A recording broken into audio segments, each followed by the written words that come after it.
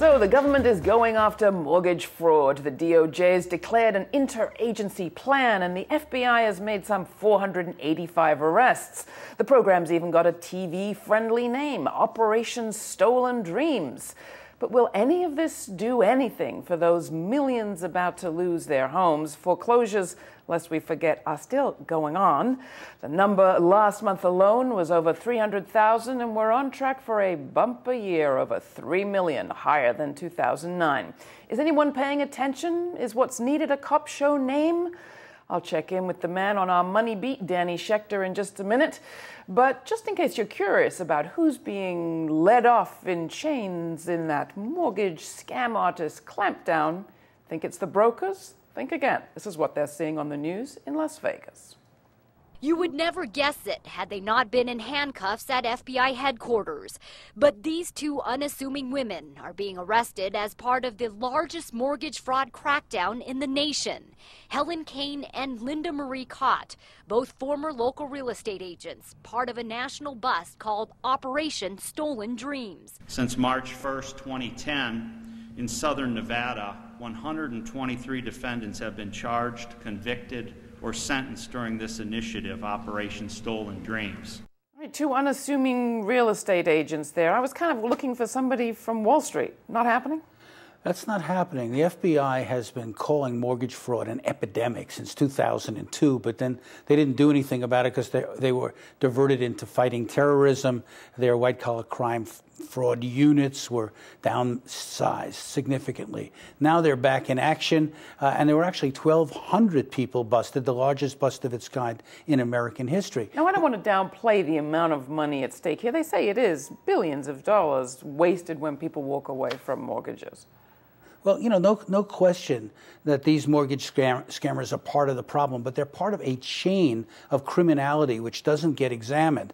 You know, the mortgage fraud people created mortgages which Wall Street then bought. They securitized, they repackaged, they resold. The rating agencies gave them a AAA rating as if they were not toxic. The insurance companies like AIG insured them against defaults and all the rest of it. So the big money was made by the Wall Street people, not the real estate agents at the local level, but they were part of what I see as a criminal enterprise, which needs to be fought not with these kinds of busts, but the RICO laws that are used against the mafia to actually bring all these people and show the relationships, show how the dots are connected here back to Wall Street. And that hasn't happened. Let's go back to where the crisis is right now. You've been traveling with your new DVD, Plunder, Crime of the Century, that talks about the mortgage crisis. Many people think it's kind of over. I was shocked when I looked at the predicted numbers for this year.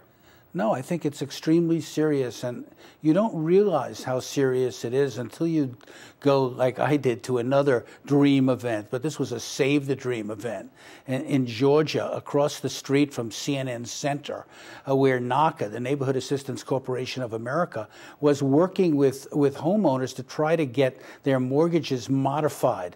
And thousands, tens of thousands of people showed up, some waiting 24 hours for help. It was a vast undertaking, and it's only when you really look in the faces and hear the stories of these people that you realize how pervasive this kind of criminality has been. Let's play a quick clip from that event in Atlanta a week ago. A historic effort to save homes from foreclosure. Homeowners are packed in the World Congress Center, hoping to do whatever it takes to lower their mortgages and save their homes.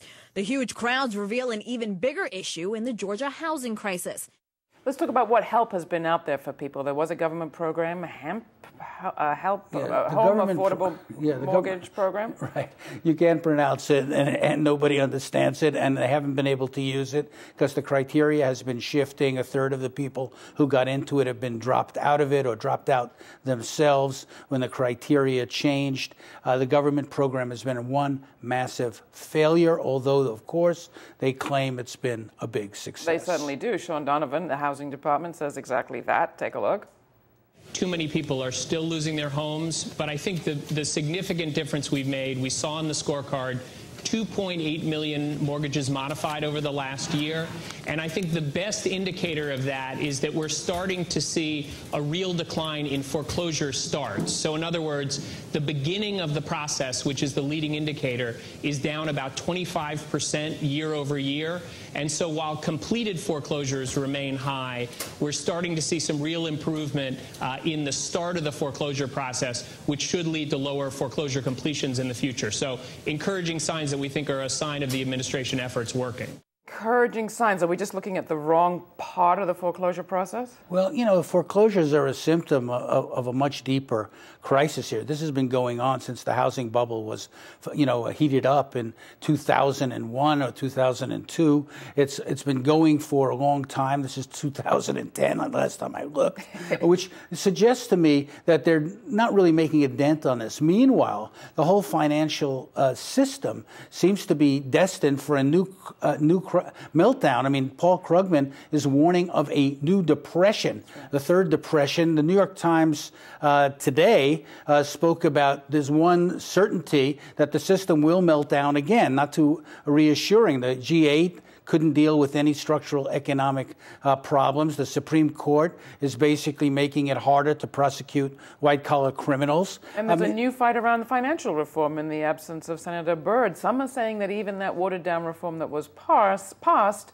may be in trouble in the Senate. Well, it may be in trouble not just because Senator Byrd died, but, you know, Scott Brown of Massachusetts has had second thoughts. Senator Snowe of Maine is having second thoughts. The Republicans are going to try to kill the whole bill, $2,000 bill, 2,000-page bill that's been a year in the making, which, of course, has been diluted and watered down to try to please these very people who will not be pleased. It's the party of no, and they're hoping to make this another niche in their belt. So where's the outcry? You mentioned going to Atlanta. You were actually there for a CNN anniversary. We have 24-hour news. Where's the attention to this issue? Well, you know, I think because the thing was located across the street from the CNN. CNN did cover it, and local news covered it. I don't think it made a lot of network news at all. This issue has been sort of buried, partially because of BP, partially because of the World Cup, partially because of everything else which is there to distract us from the economic crisis. And that's why, you know, the crime of our time is going unpunished, uninvestigated. That's why I made the film Plunder, The Crime of Our Time. That's why I wrote the book, The Crime of Our Time. It'll be connected to this article, to this interview at our website. We'll put a link to Danny's movies and articles and books, Plunder, Crime of Our Time. He's the author and the director. Thanks for joining us.